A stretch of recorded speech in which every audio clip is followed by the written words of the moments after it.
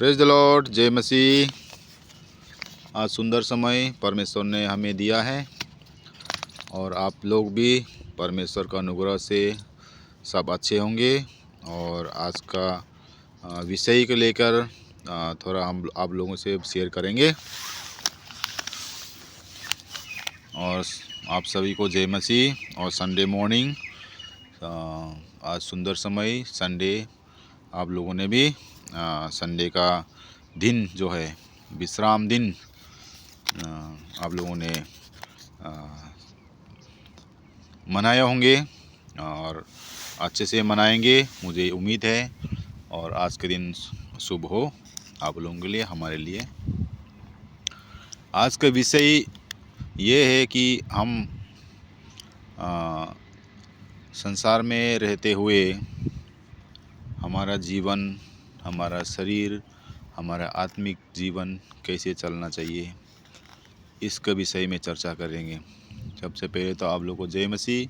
प्रभु आप सबको वचन के द्वारा, आत्मा के द्वारा परमेश्वर आप लोगों से बातें करें। देखिए, हम आज के दिन देखा जाए तो आज संडे का दिन है। कई लोग कहीं पूरा वर्ल्ड जो प्रभु यीशु मसीह को जानते हैं, पहचानते हैं, वही लोग जो प्रभु यीशु का आराधना करते हैं, प्रार्थना के जीवन बिताते हैं और अपना संगति में रहते हैं। अगर हम खुद को परमेश्वर का पुत्र, प्रभु का पुत्र हम समझते हैं, तो हम दिन में 24 घंटा में हम परमेश्वर को, हम अपने आप को कितना समय देते हैं। सुबह से लेकर रात, अगला दिन सुबह हम कई काम करते हैं, ड्यूटी करते हैं हर जगहों में। तो उसका बीच में जो अब इस समय सुबह से लेकर अगला दिन सुबह का, उसका बीच में हम परमेश्वर का समय कैसे देते हैं, परमेश्वर अनुग्रह में कैसे बैठते हैं, परमेश्वर से कैसे बात करता है। क्या परमेश्वर के लिए टाइम दिया है आप लोगों ने? परमेश्वर के लिए खुद को कुछ समय निकाला है? 5 मिनट, 10 मिनट, घंटा, आधा घंटा? अगर नहीं देते हो तो आप परमेश्वर का पुत्र होने का लायक नहीं है। हम संसार में रहकर सांसारिक जीवन में बिताएंगे तो हम परमेश्वर से हम कभी भी नहीं जान पाएंगे। पूरा वर्ल्ड, पूरा पृथ्वी ईश्वर को ढूंढ रहा है। ईश्वर को ढूंढने का अलग अलग तरीका है, अलग अलग संस्था में चल रहे हैं। कोई सूर्य को देख के पूजा कर रहा है, कोई पेड़ों को, कोई नदी को, कोई जानवरों को, हर प्रकार का अपना अपना परमेश्वर को ढूंढ रहे हैं, लेकिन किसी को मिल नहीं रहा है। इसीलिए अगर परमेश्वर को ढूंढना है, खुद को बैठिए, खुद को समय बिता के परमेश्वर, अगर आप चाहते हैं कि परमेश्वर से आपसे बातें करें, तो आप खुद को प्रार्थना के जीवन बिताइए। कि अगर आपका जीवन में परेशानी है, दुख है, तो आप प्रार्थना करके पूछिए, प्रभु आप अगर परमेश्वर पिता है तो हमसे बातें करें, हमारे जीवन कैसे होना चाहिए, हम इसके द्वारा हम प्राप्त कर सकता है।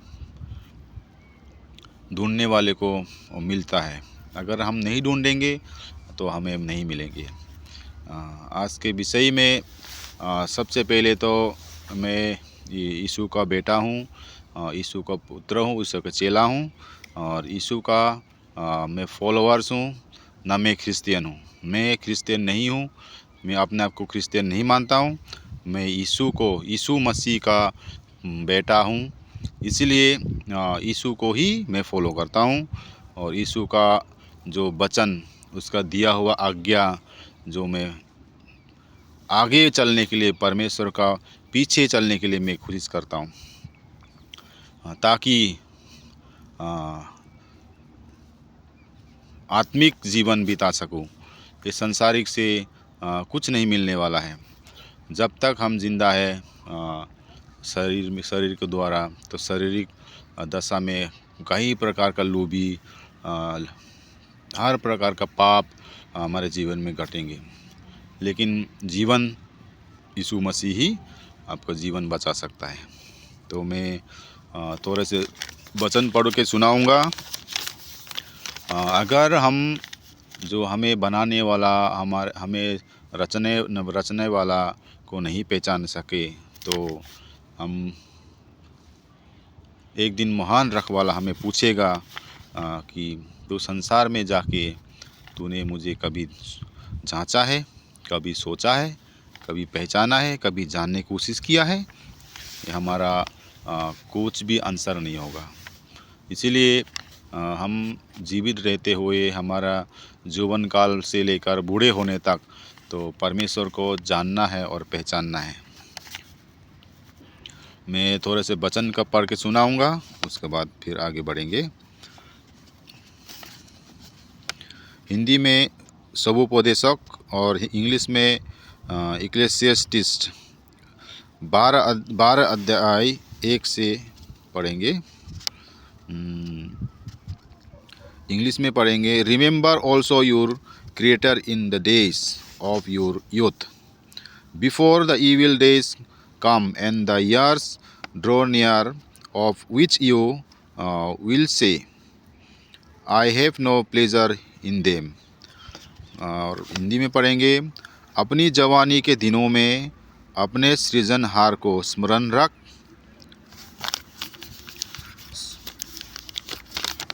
इससे पहले कि विपत्ति का दिन और वे वर्ष आए जिनमें तू कहे कि मेरा मन इनमें नहीं लगता। इस बाइबल का वचन से हम बहुत कुछ सीख सकता है। हम अपने जवान से लेकर बूढ़े होने तक अगर सोचा जाए तो जवानी के दिनों में अगर परमेश्वर को हमें बनाने वाले को अगर हम नहीं समझ सकता है, अगर नहीं जान सका, तो हम देखिए अभी तो यौवन का समय में हमारा खून गर्म होता है, तो हर चीज़ में हम खुशी मनाते हैं, एंजॉय करते हैं, मौज मस्ती करता है, हर चीज़ में हम करते हैं। और एक दिन तो समय आएगा, अगर हम जवानी में अगर हम परमेश्वर को नहीं पहचान सकता है, एक दिन तो हमारा शरीर के साथ घटना घटेगा। हमारा शरीर एक दिन तो बूढ़ा होगा, कमज़ोर होगा, खून ठंडा हो जाएगा, हड्डी कमज़ोर हो जाएगा। इस समय मेरे खुद शरीर के साथ जो घट रहा है मैं जान पा रहा हूँ। जैसे कि मैं कुछ दिनों से मेरा आँख भी कमज़ोर हो गया है और मेरा आँख भी एक साइड में दिख नहीं रहा है। यानी कि हमारे शरीर के साथ बहुत कुछ होने वाला है। शरीर तो शरीर है, मिट्टी है, तो मिट्टी में ही जाना है। लेकिन हमारा आत्मा को कैसे हम बचाएंगे? तो हम जवानी में से ही अगर हम परमेश्वर को जानेंगे, तो हम बूढ़े होने के बाद अगर मर भी जाएंगे तो हमारा आत्मा परमेश्वर के पास पहुंचा सकता है। अगर यही समय में ही, जवानी में ही परमेश्वर को हम मन नहीं लगता है, प्रार्थना करने का मन नहीं है, प्रार्थना करने का इच्छुक नहीं है, बाइबल पढ़ने का इच्छुक नहीं है, संगति करने का इच्छुक नहीं है, परमेश्वर का गीत गाने का इच्छुक नहीं है, तो बुढ़ापे में कहाँ से हमें इच्छुक होगा? और भी हम पीछे हट जाएंगे और भी दिक्कत होगा, क्योंकि हम स्वस्थ हैं तब भी नहीं कर पा रहा है, तो हम विपत्ति का टाइम में, हम बीमारियों में लड़ते समय अपना विभिन्न प्रकार का शरीर का बीमारियों से लड़ेंगे या परमेश्वर के साथ आप आराधना करेंगे। तो हम ज़रा सा दुख पाता है तो शरीर के लिए हम बहुत परेशान होते हैं। कैंसर का बीमारी, आँखों का बीमारी, किडनी का प्रॉब्लम, लीवर का प्रॉब्लम, तो हम परमेश्वर के पीछे नहीं जाते हैं, बल्कि हम डॉक्टर के पीछे जाते हैं, दवाई के पीछे भागते हैं। तो इस ज़माने के समय में हम ऐसे परमेश्वर के पीछे ना भाग के हम दवाई के पीछे भागते हैं, तो हम जब विपत्ति हम परेशानी में होंगे तो प्रभु का आगे तो हम जा ही नहीं पाएंगे। इसीलिए हमें आज्ञा करता है, सब उपदेश जो हमें सिखाता है, बाइबल हमें सिखाता है, हम जवानी में अपना बनाने वालों को याद कर और स्मरण कर, नहीं तो हम जब विपत्ति होंगे तो हमारा मन भी नहीं लगेगा, परमेश्वर से हम प्रार्थना करने का मन नहीं करेगा। इसीलिए जवानी से लेकर बूढ़े होने से पहले, मरने से पहले परमेश्वर को जानना है, परमेश्वर को पहचानना है। और दूसरा एक वचन शेयर करूँगा, साम 71 18 पद में, भजन संहिता 71 चैप्टर अध्याय पद 18 पद। इसलिए हे परमेश्वर, जब मैं बूढ़ा हो जाऊं और मेरा बाल पक जाए, तब भी तू मुझे ना छोड़, जब तक मैं आने वाले पीढ़ी के लोगों के तेरा बहुबल और सब उत्पन्न होने वाले को तेरा पराक्रम सुनाओ। और इंग्लिश में, so even to old age and grey hairs, oh God, do not forsake me until I proclaim your might to another generation, your power to all those to come। मतलब हम बूढ़ा हो, जब हम भी परमेश्वर से कनेक्ट रहेंगे तो हम परमेश्वर से भी हम अपने जो परमेश्वर ने सिखाते हैं वो हम बूढ़ा होने के बाद भी हमारा बाल भी पक जाएगा। वो परमेश्वर को हम प्रार्थना विनती के द्वारा हम परमेश्वर से बातें कर सकता है, ताकि हम जो घटा है हमारे साथ जीवन के साथ, तो आने वाले पीढ़ी को भी हम बता सके, सिखा सके।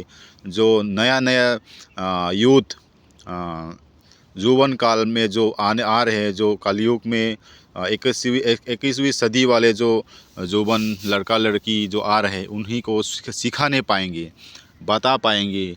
अभी से समय है, नहीं तो हम समय को व्यर्थ ना समझे आगे बढ़ाने की कोशिश करेंगे और आने वाले को पीढ़ियों को सिखाएंगे, तब वो समझेंगे और आगे बढ़ेंगे, परमेश्वर के निकट आएंगे।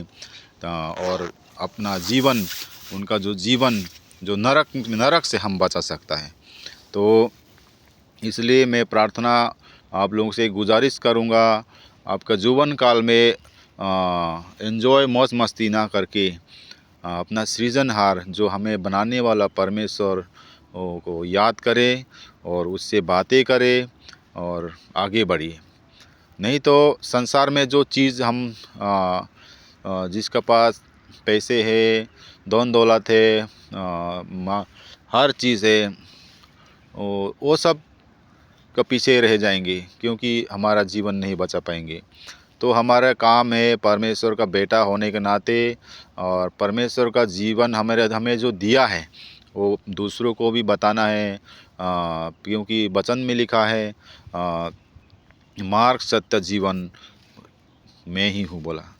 तो मार्ग भी परमेश्वर है, सत्य भी परमेश्वर है, सब परमेश्वर के द्वारा ही है।